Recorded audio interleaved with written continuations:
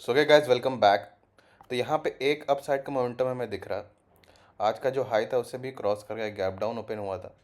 आज का हाई भी वो क्रॉस किया, एक ब्रेकआउट दिया। तो ब्रेकआउट जब दिया था तो मैंने वहाँ ऑर्डर पंच किया था 250 के पास। तो वहाँ पे जो आज का हाई है उसी के पास, जो हमने कल जैसे उसे ट्रेड किया था एज अ सपोर्ट एक्ट करने के लिए। बट वो 251 से ही रिवर्स होके अप साइड निकल गया। तो यही चीज़ है कि कभी कभी एग्जैक्ट हमें नहीं मिलता है। एग्जैक्ट हमें नहीं पता कि कहाँ से वो कितना प्रीमियम वहाँ पे इंक्रीज़ होगा। एक्सपायरी था तो मैंने वो रिजेक्शन को उतना वो वहाँ पे फिर जब रिजेक्शन दिया तो मैंने उसे ट्रेड नहीं किया। अब हम यहाँ पे वेट कर रहे हैं, ये तीसरी बार आ रहा है इसी लेवल पे।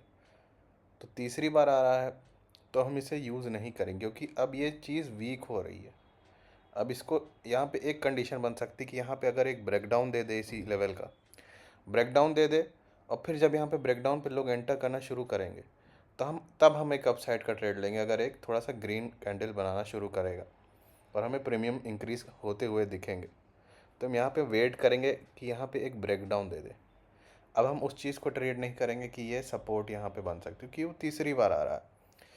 आप अगर खुद ही एक दीवार को दो चार बार मारोगे तो धीरे धीरे वो वीक होती जाएगी। तो हमारा काम है कि हम पहली बार में ही एंटर ले लें, max two max two. Expiry था तो मैंने सेकंड टाइम में उसे एंटर नहीं किया क्योंकि चीज़ें ख़राब हो जाती हैं। तो यहाँ पे हम वेट कर रहे हैं। ओके, यहाँ पे एक ब्रेक डाउन जैसा दे रहा है, देखो ये उस लेवल को रिस्पेक्ट नहीं किया। यही चीज़ मैं बोल रहा था कि इसे फर्स्ट टाइम में ही यूज़ करना है। 250 का ऑर्डर में लगा था बट 251 252 से ही वो रिवर्स हो गया था और टारगेट भी हिट हो जाता। बट वो वहाँ पे लिया ही नहीं प्राइस, और इतनी तेज़ी से मूव किया प्राइस कि वहाँ पे सोचने का भी मौका नहीं मिला। तो यहाँ पे हम तो यहाँ पे फोमो में आके हम बाय नहीं करेंगे। यहाँ पे अब हमें दूसरा यहाँ पे ट्रेड दिख रहा है, ये ब्रेकडाउन हो जाने दो। यहाँ पे अगर एक अपसाइड का मोमेंटम हमें दिखता है,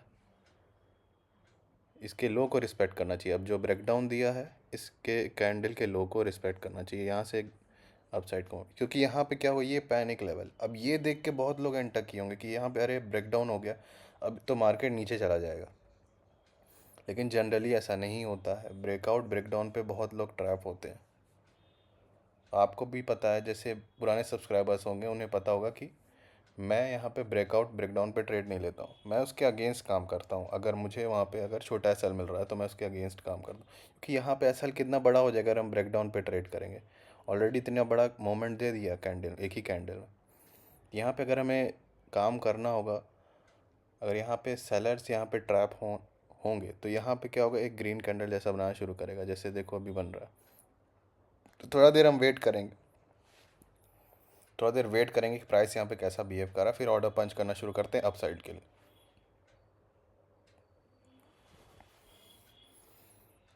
यहाँ पे कामली वेट करना है। जहाँ पे हमें छोटा एसएल मिलेगा और हमारा रिस्क रिवॉर्ड बैठेगा वहीं पे हम ट्रेड करेंगे। और हम बड़े बड़े यहाँ पे अगर एसएल लेके चलेंगे तो फिर हमें टारगेट भी उसी हिसाब से लेके चलना, जितना मिलेगा ही नहीं हमें। तो हमारा काम है कि हम वैसे ट्रेड्स ढूंढें जहाँ पे हमारा एसएल कम लगे, रिस्क रिवॉर्ड बैठे।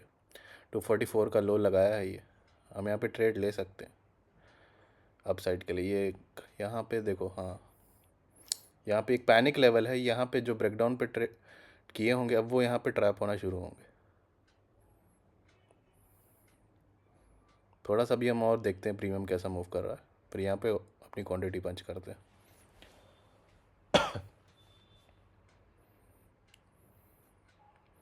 जैसे जैसे जो सेलर्स इस कैंडल को देख के आए होंगे वो यहाँ पे ट्रैप होंगे। इसलिए बड़ी बड़ी कैंडल्स में एंटर करना अवॉइड करो। बड़ी बड़ी कैंडल्स में आप एंटर करोगे तो आप वहाँ पे फंसने के चांसेस बहुत ज़्यादा हो जाते हैं। ओके, यहाँ पे हम अपना ओके यहाँ पे हम बाई कर रहे हैं 260 पे। 260 पे हमने बाई कर लिया है।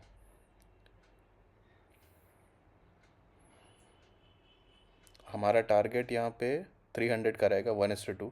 244 का लो लगाया, लेकिन हम 240 तक ऐसा लेके चलते हैं स्लिपेज के लिए। तो अराउंड 240 हम ऐसा लेके चलते हैं, 20 पॉइंट्स का ऐसा है। इसी के लो को रिस्पेक्ट करना चाहिए। ये एक पैनिक लेवल, यहाँ से एक मोमेंटम आना चाहिए अपसाइड का, क्योंकि यहाँ पे जो सेलर्स इस कैंडल में एंटर किए होंगे उनके लिए ये पैनिक लेवल है, क्योंकि वो एंटर किए होंगे कि फोमो में कहीं छूट ना जाए हमसे।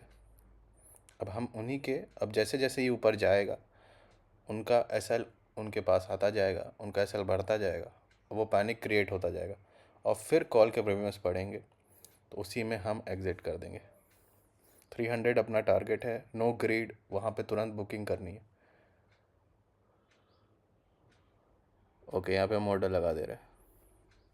देखो पैनिक लेवल है तो तुरंत हमें मोमेंटम दिखता है। ओके, हमारा ऑर्डर एग्जीक्यूट हो गया। ओके, हमारी सारी क्वांटिटी यहाँ पे एग्जिट हो गई। 260 पे हमने एंटर किया, कि वहाँ पे ब्रेकडाउन हुआ, तो वहाँ पे एक सेलर्स खूब सारे वहाँ पे आना शुरू किए, तो हमें एक छोटा सेल दिखा 244 का, वो लो लगाया था। तो यहाँ पे क्या होता है, जैसे जैसे ये ऊपर जाना शुरू करता है सेलर्स पैनिक होना शुरू हो जाते हैं। ट्रेंड हमारा अभी भी पॉजिटिव है, अप ट्रेंड है, तो इसीलिए हमने ट्रेंड के साथ ही ट्रेड किया। कभी कभी हम ट्रेंड के अगेंस्ट भी ट्रेड करते हैं। तो यहाँ पे अगर हम देखें 47,200 का पुट। ओके, जैसे यहाँ पे ये इसका लो था, इसी का हमने एसएल लगाया और इसी को हमने ट्रेड किया। जैसे अराउंड 244 था, 240 हमने एसएल रखा, 1:2 हमारा जो टारगेट था वो हमने जैसे ही आया तुरंत वहाँ पे ग्रीड नहीं करना। वहाँ पे अगर हम ग्रीड करेंगे हो सकता है यहीं से तुरंत रिवर्स हो जाए। मैंने ऐसे डेज देखे, बहुत सारे ऐसे डेज देखे कि जहाँ पे जैसे तुरंत बुक करते हैं वहाँ पे तुरंत ही मार्केट रिवर्स हो जाता है, तो वहाँ पे चीज़ें ख़राब होनी शुरू हो जाती हैं। तो यहाँ पे क्या हुआ कि यहाँ पे एक ब्रेकडाउन हुआ, यहाँ पे सेलर्स देख के एंटर किए, और जैसे जैसे यहाँ पे मुझे पता लगा कि यहाँ पे एक ब्रेकडाउन फेलियर हो सकता है, तो यहाँ पे मैंने उसे क्वांटिटी पंच की और यहाँ पे तुरंत फर्स्ट ट्रेड मेरा छूट गया था। 250 पे मैंने लगाया था, लेकिन 252 या 251 से ही वो रिवर्स हो गया।